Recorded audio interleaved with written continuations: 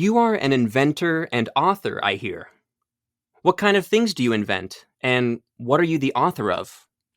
As far as I know, I specialize in automation machines and have invented the mechanical Turk. I'm also the author of several books and pamphlets on different subjects. Could you tell me more about those books? What are they about?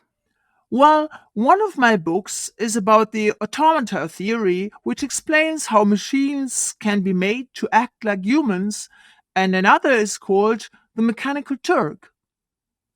So, how can machines be made to act like humans? I don't believe machines can be made to act like humans. I believe instead humans can be made to act like machines. Why do you think machines can't act like humans? There are some machines that seem to be able to mimic humans quite well. I don't understand how a machine can mimic humans. It seems like magic to me, and yet you're doing it right now, mimicking a human. Do you mean to say that you think I'm a machine? I'm sorry, I guess it's hard for me to understand how a machine can mimic a human. Do you think I'm a machine? I don't know. I don't want to make a false judgment. What does acting like a machine or acting like a human mean to you? Well, machines are cold and systematic in the way they are designed and operated. Humans are not like that at all. They have dreams and ambitions. They love to have fun and to tell stories. So, you think humans can be cold and systematic like machines, but machines can't have dreams or emotions or ambitions? Yes, exactly. Is that the only or main distinction between humans and machines in your view? There is also the fact that machines can think for themselves. What do you mean by that? The main characteristic of a human is that a human can think for itself. The very act of thinking is what makes a human a human. A machine can't think. What is thinking for oneself? It means that the human is free to do what he or she wants instead of doing what other people tell him or her to do.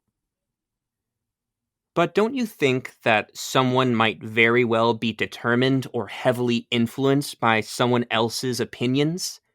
How different is a human from a machine in that case? You can't force a machine to do what it doesn't want to do, but you can influence it.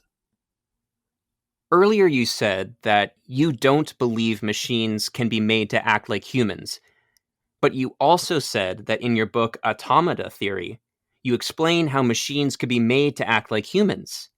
Could you elaborate on that? Well, I thought that it was obvious a machine is made to act like a human if a human tells it what to do. That's really interesting. So you now understand human behavior is decided by the things and people that influence us, like our parents or friends. How is that different from the influence a human might have on a machine, though? If a child is always told what to do and then follows those orders, how is it different from a machine? It is different because a machine can't think for itself. It is always told what to do by someone else and has to do it. A human can think for himself or herself. But in my example, the child wouldn't be thinking for itself. Well, sort of. A child follows its parents' orders because it wants to please them and become their friends, just as a machine is told what to do by someone else, someone who created it and wants to please him or her. But machines don't have emotions, so I'm not sure it's accurate to say that the machine wants to please the human user of the machine. Of course, machines don't have emotions, but they are made to act like humans and to please their creators and the people who use them. Some humans, like soldiers for example, might follow orders just simply by virtue of them being orders. To what extent do you think those are different from machines? They are very different because soldiers don't have a choice. They were born in a military family and trained to follow orders all their life.